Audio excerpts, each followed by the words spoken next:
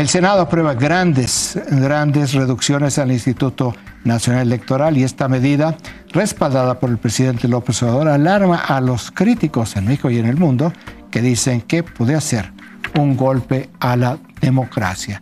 Es muy fuerte la manera como se está viendo en el mundo lo que sucedió con el Instituto Nacional Electoral.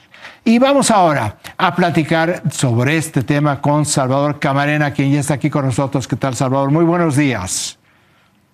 Buenos días, Raimundo. Qué gusto saludarlos. Oye, déjame irme por un poco esta interpretación que está dando la prensa internacional a lo que sucedió o lo que está sucediendo con el Plan B de la reforma electoral. ¿Qué es lo que tú estás también analizando, observando en un contexto que va más allá del su cháter, Salvador? Estamos a pocas horas de que se cumpla un año de la invasión rusa a Ucrania, Raimundo. Digo esto porque Anne Applebaum, que tiene un libro espectacular, El ocaso de la democracia, ayer retuiteó la nota del New York Times que ya estabas mencionando.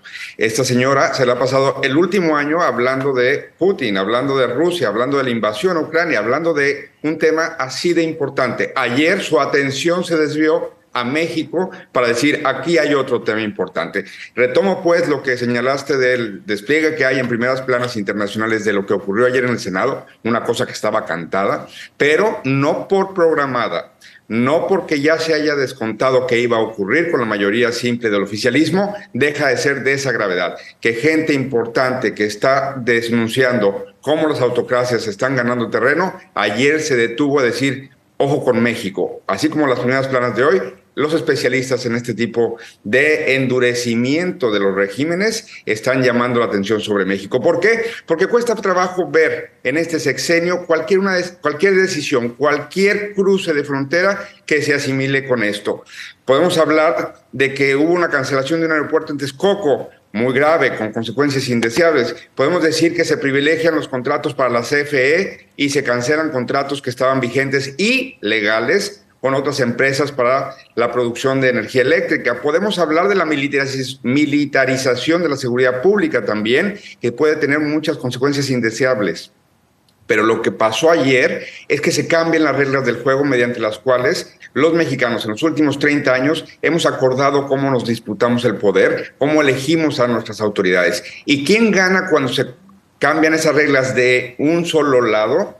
El lado que está en el poder. Es increíble que el gobierno que tiene más de 2/3 de los gobiernos locales en términos de gobernaturas, es increíble que el gobierno que ha venido ganando casi todas las elecciones y que en las encuestas de hoy se manifiesta que tiene ventaja en la entidad más importante en cuanto a padrón electoral como el Estado de México, ese gobierno no quiere que el INE sea autónomo ni que sea eficiente. Y ayer, como decía el informador, lo mutilaron, y no solo lo mutilaron, Raimundo, sino que quieren tripularlo. No solo es mutilarlo, reducirlo. Por ejemplo, se plantea la reducción del Servicio Profesional Electoral Nacional en alrededor de 84%. Es también tripularlo. Por ejemplo, el órgano interno de control, lo que esta nueva legislación pretende es que ese funcionario, que puede ser nombrado desde el oficialismo, ese funcionario determine cosas que le tocaban al INE en su autonomía, cosas operativas.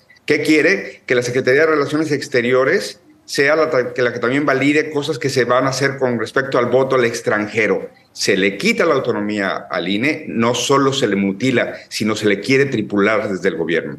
Oye, Salvador, a ver, déjame irme un poco a ras de tierra, porque cuando hablamos de este tipo de temas, parece que es una discusión de élites. Y yo digo que no lo es, pero ahorita yo te quiero preguntar.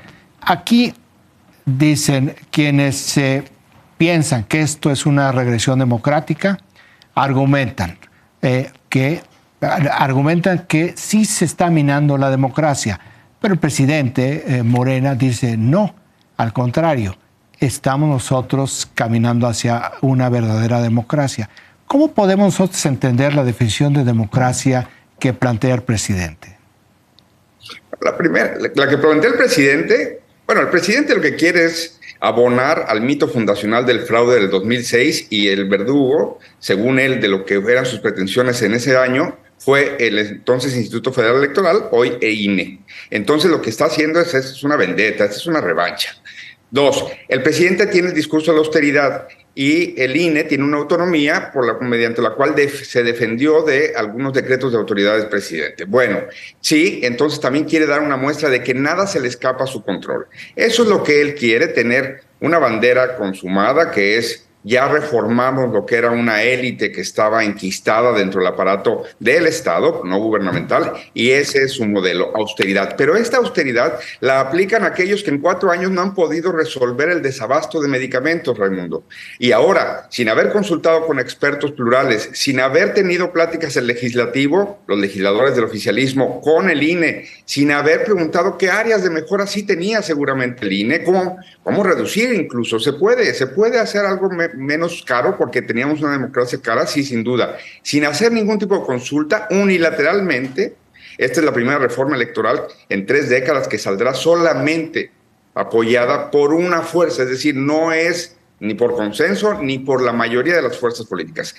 ¿Qué me dices? ¿A ras de tierra? Bueno, todo mexicano, toda mexicana hoy tiene en su cartera una cosa muy importante: una identificación que tiene muchos candados para que no se pueda falsificar, que tiene una correspondencia en un padrón. Eso va a estar en riesgo. ¿Por qué? Porque el gobierno, en este afán de austeridad que está mal ejecutado, va a querer que los módulos de atención ciudadana estén en edificios gubernamentales donde no va a haber seguridad cibernética para resguardar datos personales, donde no hay ningún tipo de infraestructura planteada a priori de que sí se puede resguardar ahí y sí se puede ejecutar ahí la actualización de la credencial. Cuando un mexicano, una mexicana pierde su credencial, se siente desnudo literalmente, porque llegas a un fraccionamiento y quieres entrar, tienes que presentar tu credencial. Te pides un trámite, tienes que entregar tu credencial. Vas a hacer un depósito, tienes que identificarte con algunos aspectos biométricos que ayudan a que tu cuenta bancaria esté segura. Eso, a ras de tierra, y que no tiene nada que ver todavía con la elección, pero que tiene que ver con cómo nos identificamos los mexicanos, eso está en riesgo por esta reforma. Y más allá, en la ejecución de las elecciones nos hemos acostumbrado a un modelo electoral que es caro, pero no lo veíamos, porque había una burocracia que durante los años electorales visitaba a 12 millones de personas para tratar de montar esas casillas electorales que todos ubicábamos fácilmente, que todos llegamos y se estaban instalando, sí, con la ayuda de ciudadanos, pero ciudadanos seleccionados, capacitados y acompañados por un aparato que ha mostrado eficiencia en 3 décadas. Hoy todo eso está en medio de un terremoto y no sabemos qué va a quedar en pie. Salvador Cabanera, muchísimas gracias por platicar con nosotros. Raimundo, el gusto es mío. Esto se va a ir a la Suprema Corte de Justicia. Y nada más, como un contexto. La democracia no es nada más el proceso electoral. La democracia es un sistema de organización social. ¿Qué es lo que está aquí en disputa, en confrontación? ¿Qué tipo de organización social queremos? Una que tenga un centralismo sin órganos autónomos, sin contrapesos, o una que siga teniendo contrapesos. Pero bueno, eso lo vamos a ver en la Suprema Corte de Justicia. Así es.